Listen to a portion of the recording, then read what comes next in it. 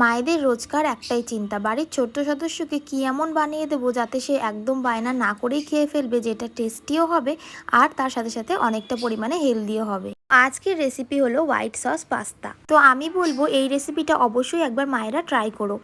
1 বছরের বাচ্চা থেকে বড়রা অবধি এই রেসিপি খেতে পারবে। চলো দেখে নাও কীভাবে বানাবে। এই রেসিপিতে কিন্তু সমস্ত রকমের ভেজিস দেওয়া যায়, তবে আমি এখানে নিয়েছি গাজর, ব্রকলি আর বিনস। তবে একটা কথা মাথায় রাখতে হবে, ভেজিসগুলো কিন্তু একদম ফাইনলি চপ করা চাই।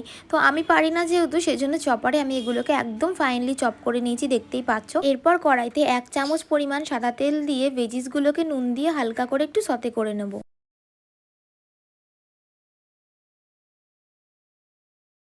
তো 3 থেকে 4 মিনিট পর দেখতে পাচ্ছ সবজিগুলো একদম ফ্রাই করা হয়ে গেছে। এটাকে আমি নামিয়ে নেব এবং সেই কড়াইতেই দিয়ে দেব সামান্য পরিমাণে একটু বাটার।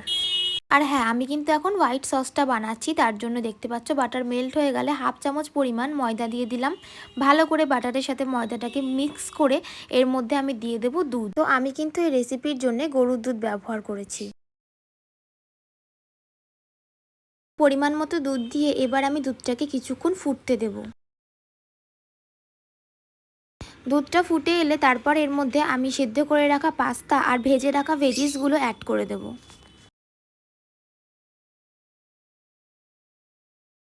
পাস্তা আর ভেজিস অ্যাড করে দেওয়ার পর কিছুক্ষণ জাস্ট এটাকে নাড়াচাড়া করে নেব যাতে দুধটা একটু গাঢ় হয়ে আসে।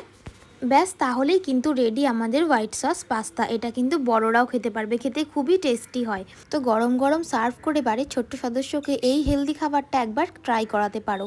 আর টেস্টটা একটু বেশি বাড়িয়ে তোলার জন্য এর ওপর দিয়ে কিন্তু চিজ গ্রেট করতে অবশ্যই ভুলো না। তো কেমন লাগলো আজকের রেসিপিটা অবশ্যই জানিও, একটু নতুন কিছু ট্রাই করলাম।